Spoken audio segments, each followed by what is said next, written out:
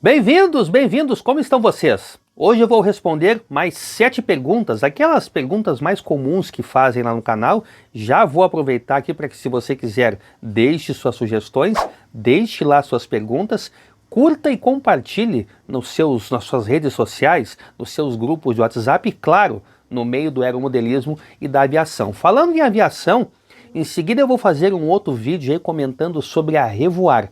Se você quiser dar uma olhada, se antecipar no assunto, vou deixar o link aí embaixo para que você comece a entender o que é o projeto Revoar, onde eu vou explicar isso, repito, detalhadamente em vídeo aí futuro, ok? Vamos lá então. A primeira pergunta é do José Flávio, está mostrando aí atrás agora a pergunta dele no slide, e ele diz o seguinte, depois de assistir o vídeo lá do Museu Henry Ford. Olá, Ronaldo, tudo na paz? Me tira uma dúvida. Comprei umas velas OS número 8 na China, só que ela não entra no cabeçote. Já testei no ASP, motor ASP, portanto, 52, no 46 e no 55.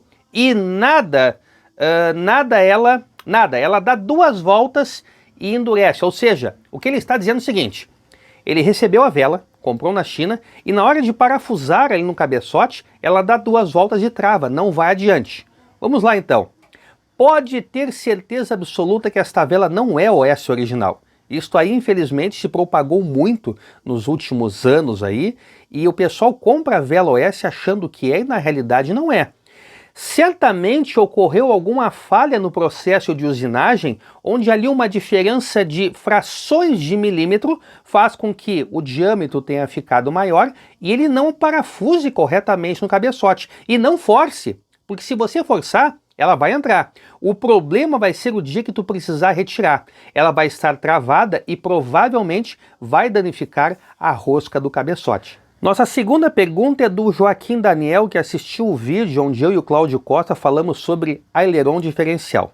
Ele diz o seguinte: obrigado, este vídeo me ajudou muito, pois construí um aero para FPV com cauda em V e invertida. O V fica de cabeça para baixo.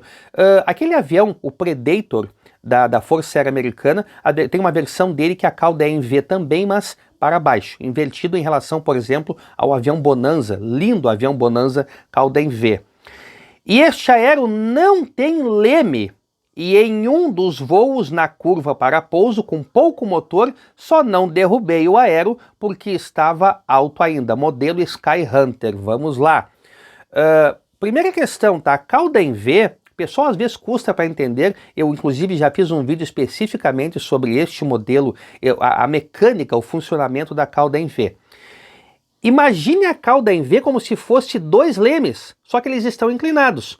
Um leme seria na vertical assim e o outro nesse sentido. São 2 lemes, inclusive o movimento deles na hora de atuarem como ailerons, como profundores, é exatamente como se fosse os 2 para cima ou os 2 para baixo, ou seja, faz o avião subir, faz o avião descer. E quando é para atuar como leme, os 2 giram para o mesmo sentido.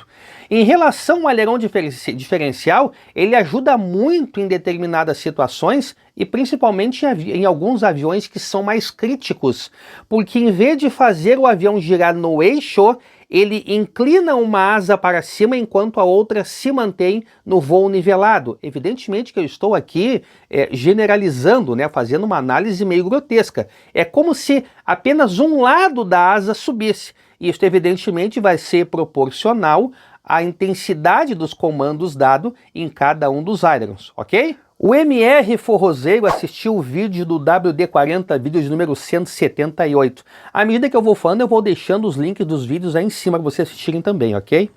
Ele diz o seguinte: usei WD-40 hoje numa fonte chaveada, que até então estava ligando normalmente, porém tinha vários pontos de oxidação. Após aplicar o produto, a placa entrou em curto. Então assim, ele colocou aqui algumas carinhas, vocês estão vendo aí dando risada, mas eu fiz questão de conversar sobre esse vídeo, porque para quem ler, vai parecer que o WD-40 gerou o dano, danificou, queimou a placa. Não foi isso que aconteceu. Vejam que no início ele fala o seguinte: A placa estava enferrujada. O que é a ferrugem? Não vou entrar em detalhes, mas vou deixar aqui o card, o link. Já expliquei como ocorre o processo da ferrugem. Uma vez que a placa eletrônica já está degradada, já está com parte dela com oxidação, parte dos metais das trilhas eletrônicas e às vezes dos componentes começa a se soltar.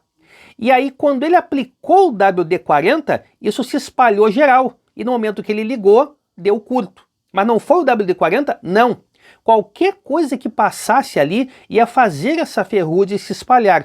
O que seria o correto? Primeiro, utilizar um limpa-contatos. Ou então álcool isopropílico. Gosto muito de utilizar o álcool isopropílico. Fazer uma limpeza, remover todos os resíduos, remover com o pincel, limpar bem, depois aplicar o WD-40.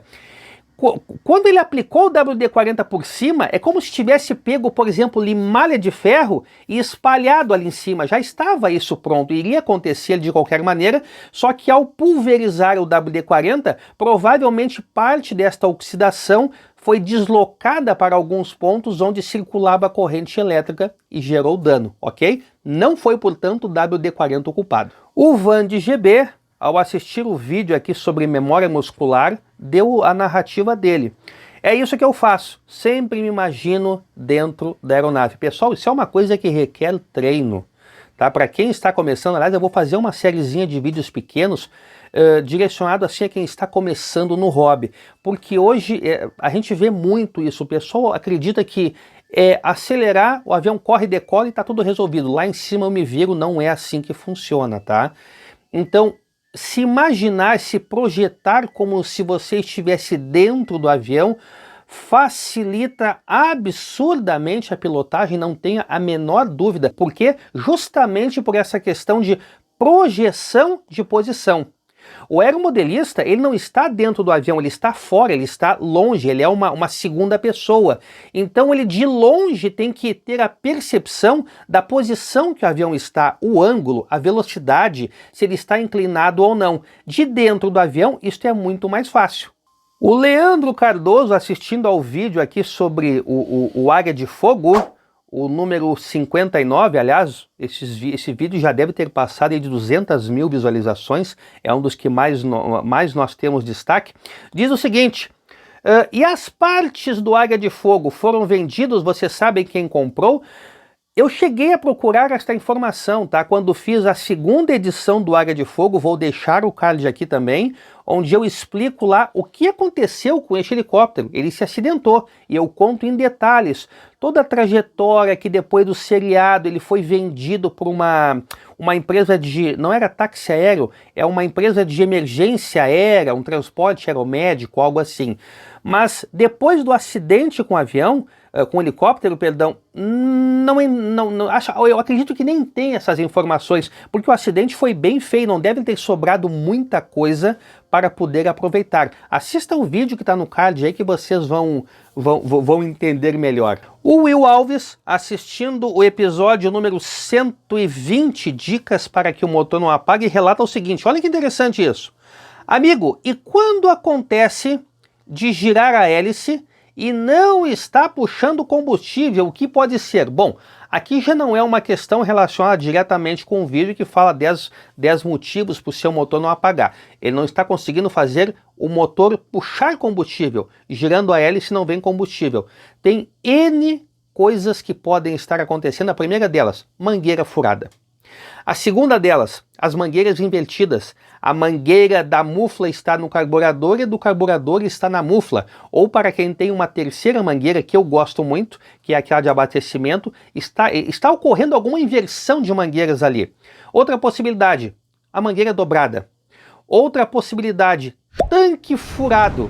O que às vezes acontece. Eu vou fazer um vídeo específico sobre tanques para vocês verem algumas coisas bem interessantes que podem acontecer, desde tanques de marcas boas até os não tão de renome, digamos assim, tá? Então, o motor não estar puxando, esse é aquele tipo de situação que é assim, ó, desmonta tudo e começa do zero, não é desmontar o avião. desmonta aquela parte ali, motor, tanque de combustível, mangueiras, carburador, mufla, olha tudo com calma. Eu tenho o hábito, por exemplo, de marcar, escrever o nome da função na mangueira. Então, a mangueira que sai lá de trás sai do tanque, do nípel e vai até a mufla, eu escrevo nela a mufla com aquela mesma caneta de escrever em CD. Aí não tem como errar. E a nossa última resposta de hoje vem do Ivan Anselmo, assistindo o vídeo hidroavião ou avião anfíbio, um dos últimos que eu postei agora. Ele diz o seguinte: boa noite, sou inscrito no canal, muito obrigado, Ivan, e gosto muito do tipo de explicação que tu faz. Gostaria de assistir um vídeo explicando o uso correto do flap. Exemplo, quando usar, como usar, em que momento usar. Pode fazer curvas com flap acionado? Ivan, isso vale para todos vocês que são inscritos. Quem não é, já aproveite e se inscreva. Aí no quadro inicial do canal aéreo tem uma lupinha. Se vocês entrarem ali e digitarem flaps, eu tenho 3 ou 4 vídeos já falando sobre esse assunto. Mas eu vou fazer na sequência um compilado, porque essas dúvidas normalmente aparecem. Especificamente tentando te esclarecer, Ivan, não é uma questão de qual o uso correto do flap, mas sim de qual o momento correto de usar e quais os ângulos, qual velocidade o flap deve ser acionado. Pode fazer curva com flap? Claro que pode. Um avião full, ele faz curvas com flaps, mas evidentemente que ele está com a velocidade reduzida, ele está com a sustentação aumentada, existem certos critérios. Porque se tu fizer uma curva muito fechada, o avião é pesado, está com o flap baixado e em baixa velocidade, a probabilidade de estolar é muito grande, ok? Este foi o nosso conteúdo de hoje. Respondi aqui 7 perguntas, tem uma leva de outras tantas a responder, como eu já havia dito, vou repassando aí na medida do possível. Aproveite, curta, inscreva-se no canal, compartilhe e até o nosso próximo encontro. Tchau!